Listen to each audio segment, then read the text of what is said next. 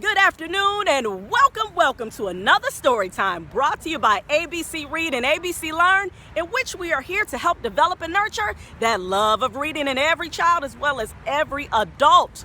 How are you all doing out there today, nighttime, middle of the day, whatever time of day it is, wherever you are around the globe? I hope that you all are doing fantabulous, fun, terrific, and all of that good stuff, all right? And I hope that you all have read or you're planning to read for at least 30 minutes. That's what's up, y'all. We are at our last summarized reading camp here at the African American Cultural Gardens, and we are so pumped and excited. My kids, they did an excellent project, a vision board, and I actually did one with them as well. And you can check that out on the other video that we made. All right, y'all. Holla. Let's go. Holla, let's go. Oh my goodness, I am so excited. I love it. All right. Well, first I'm going to give you guys the read aloud tip, which is reading aloud helps to develop empathy. Which empathy is when you actually not just feel like sympathy. Empathy goes a little deeper than that, all right? Empathy is when you actually can feel what a person is going through because you've actually either experienced it yourself or someone else has experienced it that is close to you, and you can relate to that person, all right? So when you're reading aloud those books that have, serious subject matters, those types of books are great because they help to develop empathy, which is a great characteristic to have, all right? All right, and you can develop that through nonfiction as well as fictional stories. All right, y'all.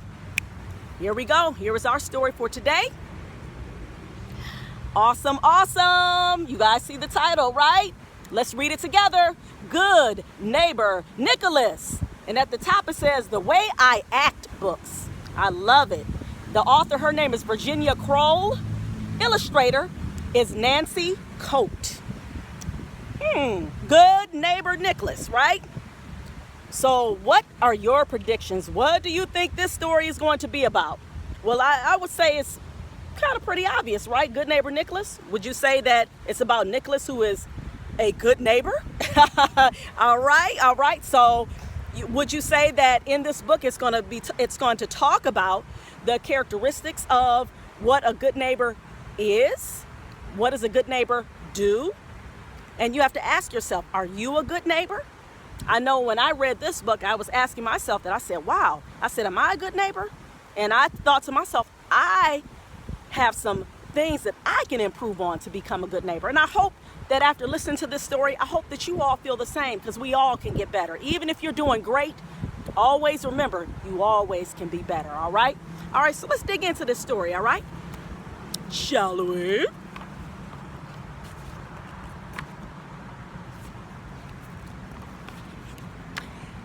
Nicholas was angry. Nicholas was boiling. Nicholas was ready to explode. His neighbor, Mr. Robinson, was at it again.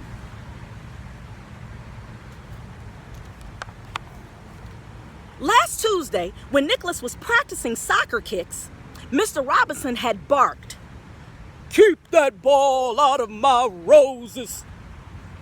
On Wednesday, when Nicholas's sister Nina was doing her dance routine, Mr. Robinson had phoned and said, "Can you turn that noise down a few notches? That bass hurts my ears." Nicholas said to Nina, "I might as well forget about doing school band next year. I'd never be able to practice with him next door."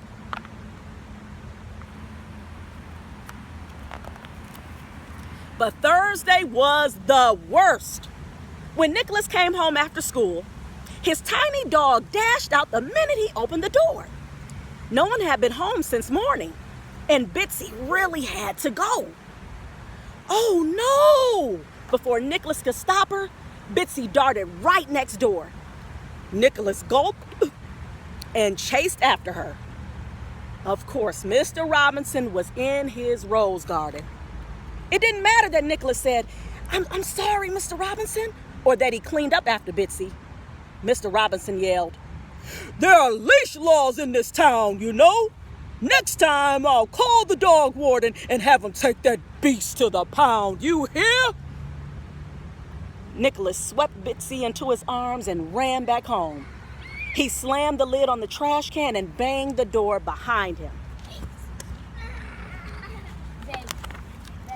He was still angry when Dad came in.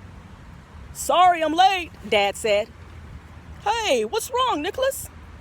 Nicholas spilled out the story. Instead of being angry too, Dad said, Mr. Robinson had been very lonely since his wife went to live at the nursing home. He's old, and his back bothers him. Nicholas interrupted. "So what? He has no right to tell us what to do."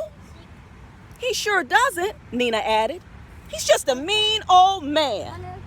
Dad said, "Kids, sometimes people get grumpy when they're sad or in pain. And Mr. Robinson's wife loved those roses. He just wants peace and quiet." "That's not our problem," Nicholas argued. "I know it's not always easy to deal with Mr. Robinson," Dad said, "but you have to try." The next week, Nicholas had one of those days when nothing went right. Dad and Mom had early meetings, so Nina had to get him off to school. "They forgot my lunch money," Nicholas complained. "Let me make you a PB&J sandwich, okay?" said Nina. "But I hate crunchy peanut butter," Nicholas said. "I'll borrow from my piggy bank." As he reached for his pig, he dropped it and it cracked into pieces. At school, Miss Caney gave a surprise science quiz, and Nicholas got 4 wrong answers. Then he twisted his ankle in gym, and Dr. Herman said, "No soccer for a week."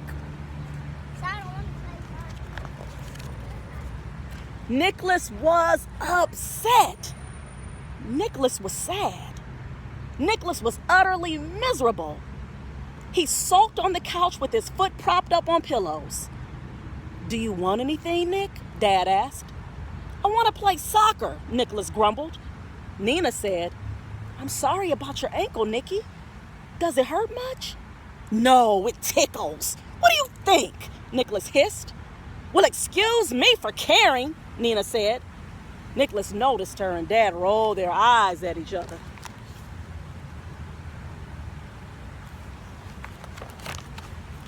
Bitsy leaped onto his belly and licked his face. "Get down," Nicholas ordered, nudging her off. Bitsy slunk away with her tail between her legs. Nicholas felt like crying.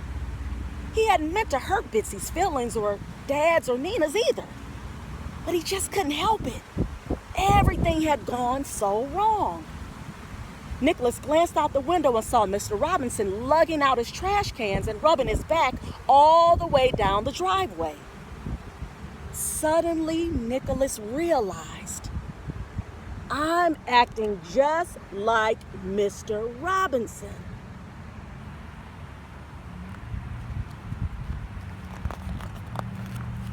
Nicholas called Bitsy over. She hesitated for a moment, then jumped up and nuzzled Nicholas like always. "I'm sorry, girl," he whispered in her ear. Then he apologized to Dad and Nina, too.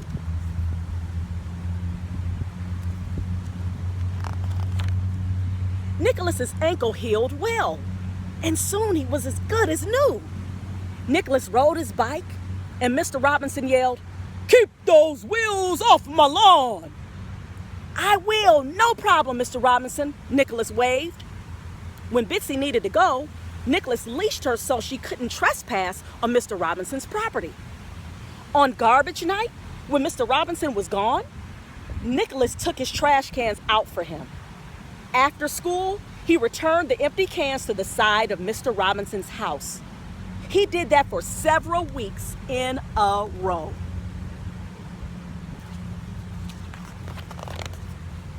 One evening just before dinner, someone knocked at the door. "Nicholas, could you get that, please?" asked Dad as he mashed potatoes. Bitsy followed, yipping up a storm. Nicholas's jaw dropped when he saw that it was Mr. Robinson.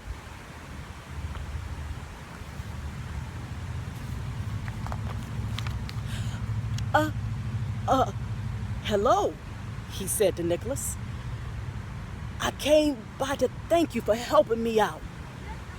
My back thanks you too." Nicholas saw a hint of a smile on Mr. Robinson's face.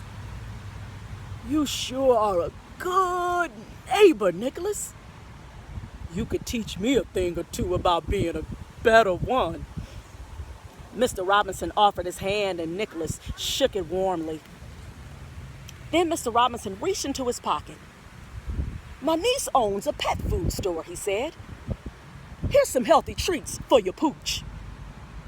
At the word treats, Bitsy yipped. Mr. Robinson and Nicholas laughed together.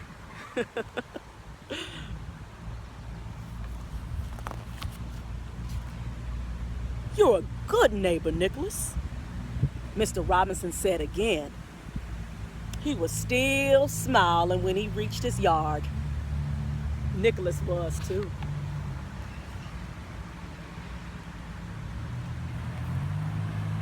The end.